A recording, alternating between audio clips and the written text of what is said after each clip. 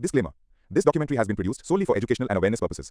It is not intended to hurt the sentiments of any individual, community, or culture. All external visuals, photographs, and clips used are credited to their respective owners, with no copyright infringement intended. The filmmakers hold deep respect for the traditional craft and the communities represented. Any resemblance to persons or situations outside the context of this work is purely coincidental.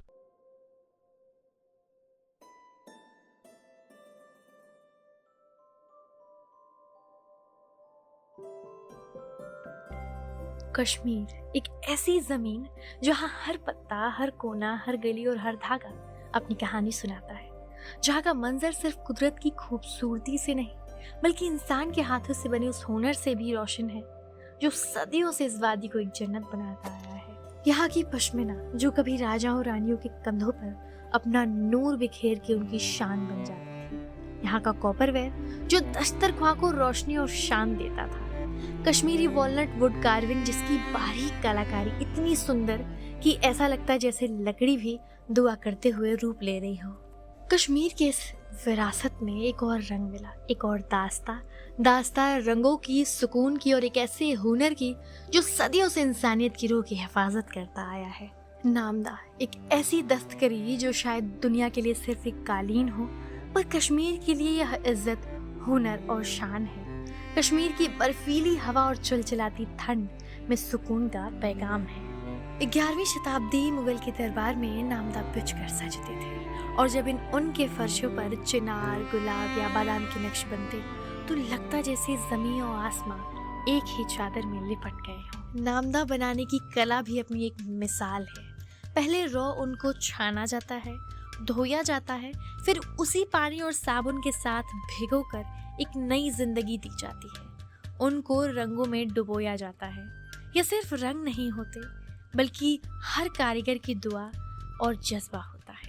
फिर शुरू होती है सबसे कठिन मेहनत, थपाई। उनको बार बार हथौड़े से पीटा जाता है ताकि उसके रेशे आपस में जुड़ जाएं। यह सिर्फ एक प्रोसेस नहीं बल्कि एक सब्र और जुनून का सफर है। और जब ऊन एक मजबूत फर्श बन जाता है तभी उसमें सुई धागे से रंग भरे जाते हैं। हर कढ़ाई एक कहानी है, कभी एक गुले दाऊदी, कभी एक चिनार का पत्ता। हर धागा कारीगर के दिल का टुकड़ा बनकर नामदा में समा जाता है। नामदा अपनी खामोशी में भी एक शान रखता है। उसकी रेशम जैसी नरमी दिल को गरमाती है और उसकी बेमिसाल कलाकारी आंखों को एक तहजीबी सफर पर ले जाती है। यह सिर्फ एक दस्तकार का हुनर नहीं बल्कि आंखों के लिए एक महफिल और दिल के लिए एक पनाह है। पर जैसे जैसे दुनिया ने तेज रफ्तार ली वैसे वैसे नामदा के रंग पीछे रह गए। मशीन से बने हुए कारपेट, सिंथेटिक रंग और असली नामदा धीरे धीरे सिर्फ कहानी बन गया। जो कला कभी शहंशाहों की शान थी वह सिर्फ चंद कारीगरों के हाथों तक सिमट गई। 55 ؤرۍیَس कामसी करान डिमांड जबरदस्त सर्द इलाकों कश्मीर नेबर तह सर्द नमद जरूरत गो कार वारिया पथ नफरी कर वाली वो कम ज्यादा मा चल तो मगर कर वाल नफर कहें रेट अगर हमो बस 60 हेवान किलो मजूर तम पे चल बरामदी कहें घर वाल कह हमामा खर तो असली बकरवाल लक्च फार्म। लेकिन कश्मीर के कारीगरों ने कभी हारना नहीं सीखा और उनके हुनर की गूंज दिल्ली तक पहुंची। केंद्रीय सरकार ने स्किल इंडिया मिशन के जरिए नामदा को एक नई रोशनी दी। ट्रेनिंग सेंटर्स खुले, नए रंग आए, नए हाथ जुड़े। औरतों ने इसे सीखकर अपनी रोजी रोटी बनाई और नई पीढ़ी ने इसे अपना सपना। नामदा आर्ट का जो एक तरह से ट्रेडिशनल आर्ट था जम्मू एंड कश्मीर का, वो एक खोया हुआ आर्ट था और उसका पोटेंशियल लोग जानते थे लेकिन उसके लिए कारीगर नहीं थे। और हम वहाँ के एक बहुत एंटरप्राइजिंग एंटरप्रेन्योर अरशद मीर जी के साथ मिलकर और हमारे हैंडीक्राफ्ट सेक्टर स्किल काउंसिल के साथ हमने एक 2500 लोगों के लिए एक ट्रेनिंग और स्किल प्रोग्राम हमने शुरू किया वहाँ पे।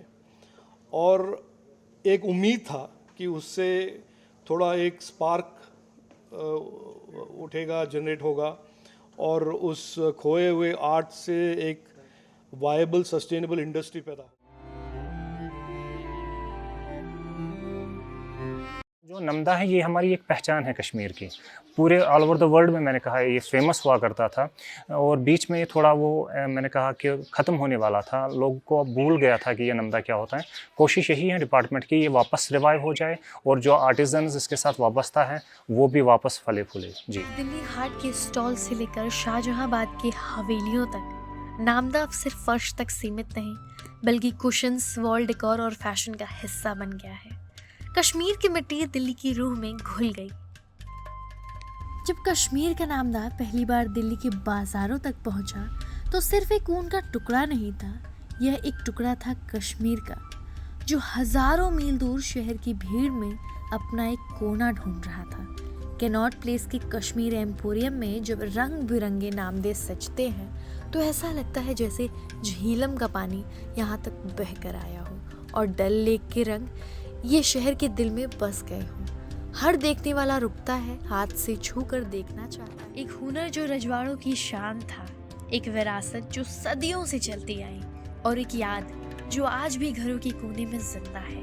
ये सिर्फ एक चादर नहीं बल्कि एक जुबान है नरमाहट की, तहजीब की और मोहब्बत। और जब तक नामदा है तब तक हमारी कहानियों में वो राजसी रंग हमेशा जिंदा रहे। कश्मीर के हाथों का जादू सिर्फ नामदा तक सीमित नहीं है, यहाँ तांबा और लकड़ी भी अपनी जुबान में कहानियाँ सुनाते हैं। कॉपरवेयर यानी तांबे के बर्तन यहाँ की पहचान है। समोवर में उबलता कहवा या एक नक्शेदार थाली, इन्हें देखते ही महसूस होता है कि यह एक याद है। हर हथौड़े की थाप पर कारीगर अपना सब्र और मोहब्बत उतार देता है। साथ ही वॉलनट वुड कार्विंग जो कश्मीर की सबसे नाजुक और खूबसूरत कलाओं में से एक है। एक आम सी लकड़ी जब कारीगर के हाथों में आती है तो धीरे धीरे एक कला में ढल जाती है। यह काम दिनों में नहीं महीनों में होता है। हर छुरी की काट, हर गहराई एक मिसाल है उनके जुनून की। जमाना बदल रहा है, बाजार बदल रहे हैं, कला और जज्बा ये हमेशा जिंदा रहते हैं। नामदा हो, कॉपरवेयर हो या वुड कार्विंग, यह एक सिलसिला है जो पुरखों से लेकर आज तक चलता आ रहा है।